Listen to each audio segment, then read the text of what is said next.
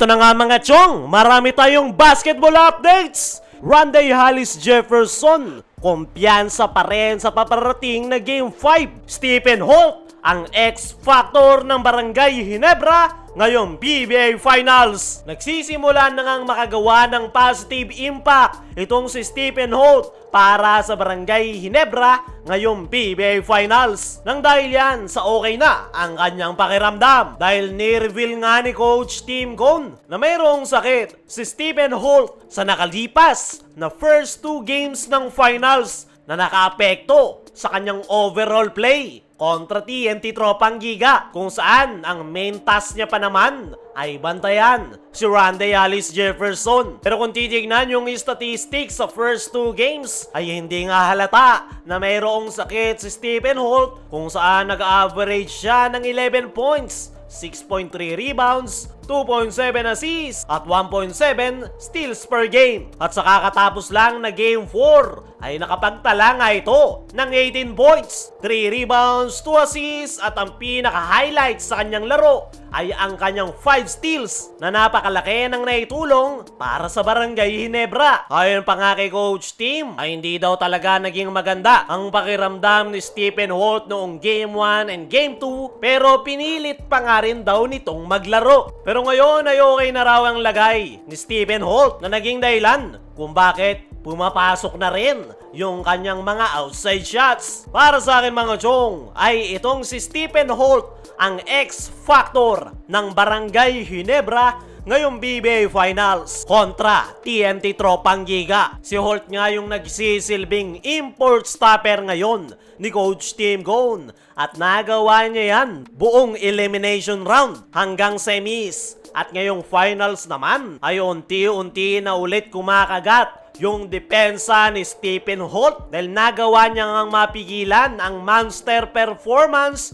ni Rondae Hollis Jefferson. As of now nga mga chong ay itong si Stephen Holt ang may pinakamabigat na trabaho ngayon para sa Barangay Ginebra dahil hindi nga biro na depensahan si Rondae Hollis Jefferson. Isa nga ito sa mga pinakamahusay na import. Kita naman yung kanyang performance at dagdag challenge pa kay Holt ay hindi nga basta-basta napapagod si Rondae Hollis Jefferson. Pero nagagawa naman ng maayos ni Stephen Holt ang kanyang trabaho at hanggang nandyan nga ang nasabing defensive player ni Coach Tim Cone ay malaki yung chance nila ngayong PBA Finals. Ayon naman mismo dito kay Stephen Holt ay ang pagdepensa nga raw kay RHJ ang pinaka-biggest challenge niya ngayong series dahil napakaraming energy nga raw ang kanyang ibinubuhos sa depensa at the same time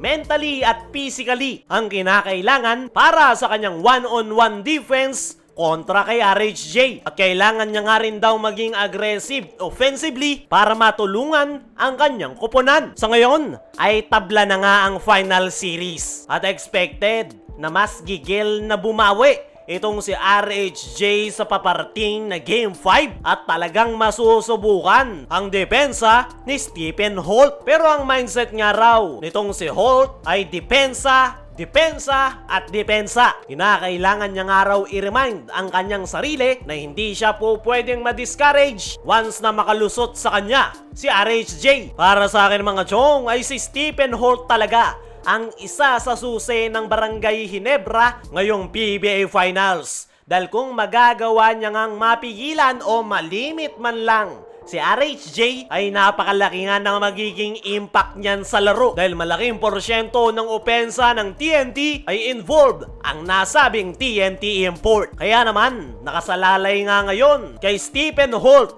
ang pag-asa ng Barangay Ginebra na muling makuha ang kampyonato. Dumako naman tayo dito sa kabilang balita.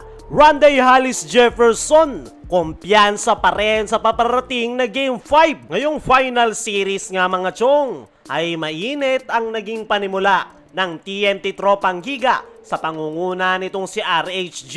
Pero bigla ngang nabaliktad ng Barangay Ginebra ang momentum matapos nilang makuha ang 2 sunod na panalo. At ayon nga sa naging latest interview dito kay Rondae Hollis Jefferson ay ito raw yung maganda sa final series dahil unpredictable ang dalawang koponan. Mas lalo nga raw ginanahan ngayon itong si Rondae Hollis Jefferson dahil napaka-importante nga raw ng paparating na Game 5. Patungkol naman sa nakuha niyang Best Import Award ay masaya nga raw itong si RHJ na nakuha niya na ang kanyang ikalawang Best Import Award sa PBA. Pero wala nga daw siyang pake sa nasabing award dahil gusto niya raw makuha ang panalo. At ngayon nga natabla na ang final series ay kumpiyansa pa nga rin itong si RHJ na muli nilang makukuha ang kanilang rhythm at babalik nga raw sila sa basics kung saan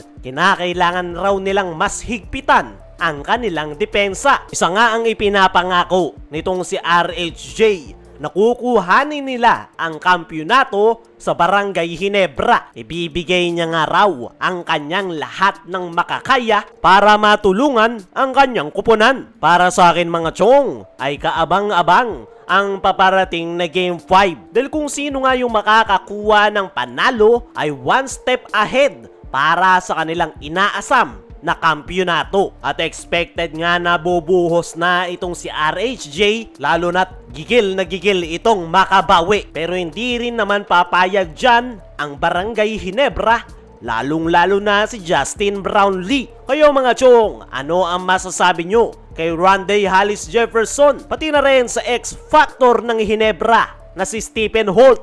I-comment mo lang dyan sa ibaba.